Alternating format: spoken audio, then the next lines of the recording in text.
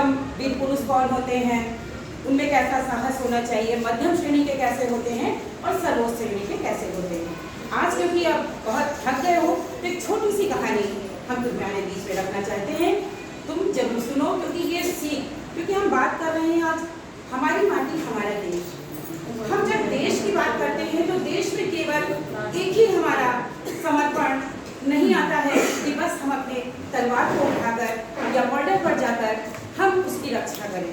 हम अपने देश की रक्षा अपने मॉरल को बचाकर भी करते हैं, हम अपने नैतिक मूल्यों को भी बचाकर करते हैं बच्चों। तो आज उसी मॉरल की बात हम करना चाहते हैं। तो एक गांव था, उस गांव में रामबिलन नाम का लड़का अपने पापा के साथ रहता, बहुत गरीब था। आप जानते हैं कि गरीबी क्या होती है और गरीबी में कौन कौन सी समस्याएं घरों में आती हैं, बच्चों तुम जानते हो। उसी की बात है, उस बच्चे को बादाम बहुत पसंद, बादाम बच्चे को पसंद था। पिता का उदार हृदय हमेशा ही कचोटता था। उसने एक दिन बाजार से बादाम खरीदा और बादाम लेकर आया। उसने 2 कटोरी हलवा बनाया। हलवे को उसने मेज पर सजाया और जब मेज पर सजाया तो एक कटोरी में ऊपर 2 बादाम था और एक पर ऊपर कुछ नहीं था। बच्चा तो जानता था कि इसमें बादाम है, बादाम मुझे पसंद है। उसने बादाम के जो ऊपर 2 बादाम थे उस कटोरी को उठा लिया और जब उस कटोरी को उठाया उसने खाया। पापा ने धीरे से दूसरी कटोरी उठाई और उन्होंने खाना प्रारंभ किया। अब बच्चा अपना खा रहा था, कनखियों से अपने पिता की कटोरी को देखा, रही इसमें कुछ 4 बादाम निकल आए। कह नहीं पाया, मन ही मन उसको ये बात कचोटी और उसने सोचा कि अरे हमने वो कटोरी क्यों नहीं उठाई। और ये मन की उसकी बात, क्योंकि माता पिता इस धरती के देवता हैं, उन्होंने उस बात को समझ लिया। बच्चे के उस मन के भाव को समझते हुए उन्होंने कहा, बेटा तुमने क्या देखा था, जो जीवन है, ये जीवन, ये जिंदगी रोज एक नए अनुभव देती है।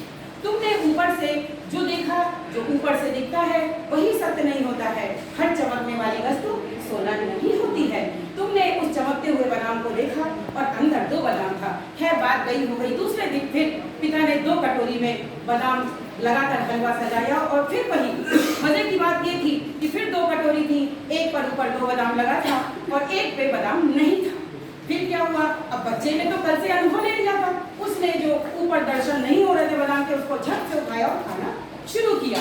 ठीक है, पिता ने वो 2 सजे हुए बादाम वाली कटोरी ली और उसको उन्होंने खाना शुरू किया।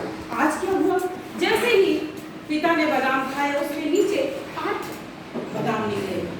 फिर बच्चे को गुस्सा आया, लेकिन पिता से वो कह नहीं सकता था। पिता समझ चुके थे उसके मन के भाव को। उन्होंने कहा, बेटा तुमने अच्छा किया कि कल के अनुभव से आज सीख कर ये तुमने निर्णय लिया, लेकिन बेटा ये जीवन नित्य नए अनुभव को सिखाता है, रोज सिखाता है। तुमने कल के अनुभव को ही सत्य मानकर आज का निर्णय लिया। हमेशा बुद्धि विवेक से निर्णय लेना चाहिए, इस तरह के निर्णय अच्छे नहीं होते हैं। बात आई गई हो गई। तीसरा दिन आया। तीसरा दिन जब आया तो फिर पिता ने 2 कटोरियों में हलवे को सजाया और एक में ऊपर बादाम था, एक में नहीं बादाम था। बात रही, लेकिन अब तक बेटा पिछले अनुभव से सीख चुका था।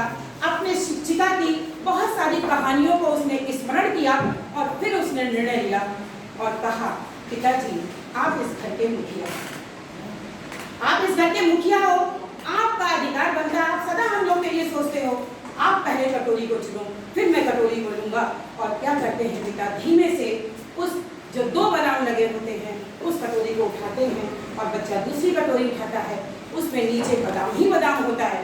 बच्चा खुश हो जाता है, लेकिन पिता यहीं पर उसे सिखाते हैं और कहते हैं कि मुखिया मुख सो चाहिए, खान पान सोए, पालन पोषण सकल अंग, तुलसी सहित विवेक। ये तो हम सभी जानते हैं, चाहे देश का मुखिया हो चाहे घर का मुखिया हो, जब अच्छे निर्णय लेता है तो ये देश की माटी चंदन बनकर हमारे मस्तक पर सुशोभित होती है।